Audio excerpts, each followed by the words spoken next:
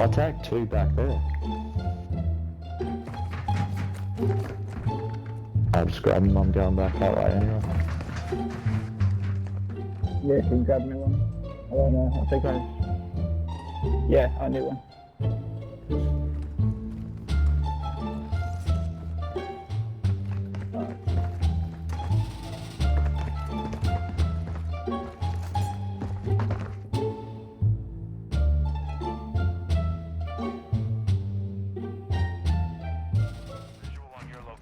Greetings DMZ fans. Now it's been a hot minute since I've done a regain video, and today I've got a juicer.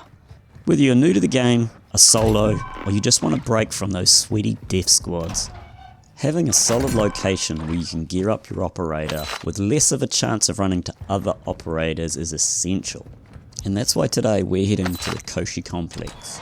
Now some of you may think that's whack, but hear me out.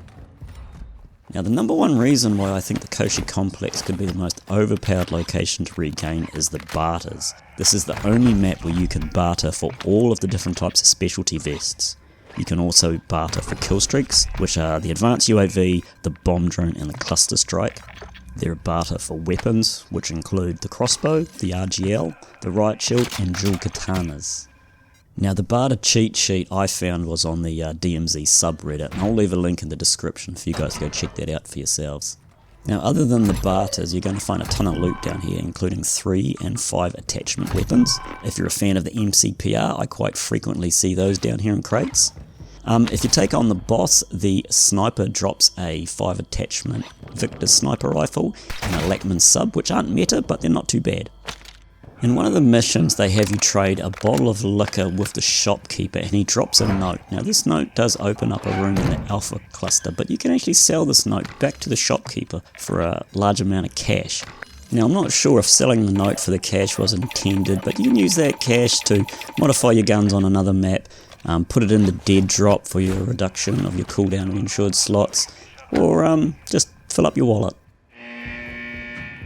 So acquiring server tape from the Alpha cluster can get a little bit tricky as the AI get a bit spicy in there, but I'll show you it's a little trickier. If you follow the path on the video, make your way to the left and then you can sort of just work your way down to the back. You'll only come across one tier 1 AI. If you keep going for a little bit, you'll come to a point where you'll see a whole lot of server racks. If you're wearing your night vision goggles, you'll be able to see the lasers, and if you jump up on top, you'll be able to see that you can loot the server racks without having to jump down off top. And then once you've acquired the server tape you need, you can just make your way up onto these raised walkways, and you can make your way out of the center of the Alpha cluster without triggering any of the AI.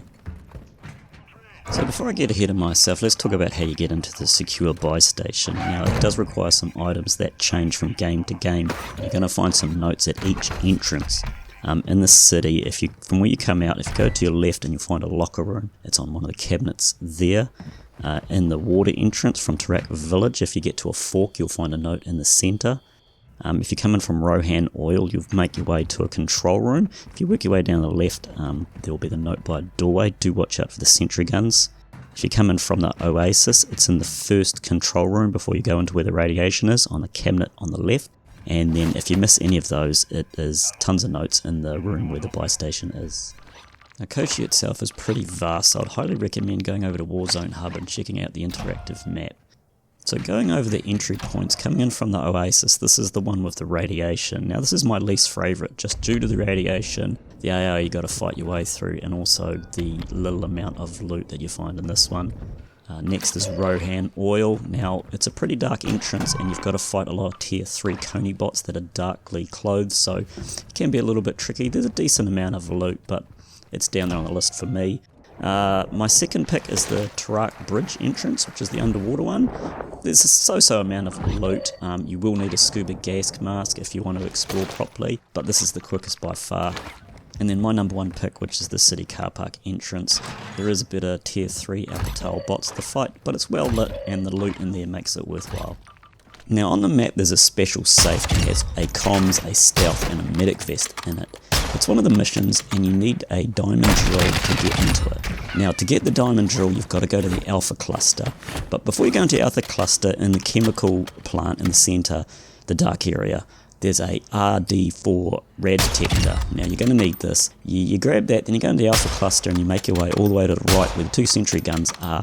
There's a code on the wall hidden. Now you need to go around the blackboards to decipher the Cyrillic alphabetic language into the number that corresponds to the keypad, and this opens up the locked room where you'll find the diamond drill. Once you've got the diamond drill, you make your way to where the sniper and the rhino are, and you have to defeat both bosses. And on the first room before the locked room where the weapons case is, you'll see a safe on the left. This is the special safe. It takes some time to drill, so do bear that in mind if the clock's wearing down. Okay, and there we have it. I know it's a lot to unpack. It's a huge map, so I definitely recommend getting on Warzone Hub, checking out that map, checking out that barter sheet, see what you guys can craft down there in the coast. A couple other things is you do get a perk towards your exfil streak. And most of the time you're going to be down there by yourself. So you can just go around, practice your headshots on the bots and try and get the accuracy up, which is always going to help your game. Right, so for the rest of the video I decided to just do a 0 to hero, just to show you guys what's possible. You can come in with no guns, 1 plate, and get kitted up from the coast pretty nicely. I think I come out of it with a stealth vest, an AR, an SMG, and a reasonable sniper. So hopefully you guys have found this entertaining and helpful, and as always guys, until next time, I'll catch you all out there in the DMZ.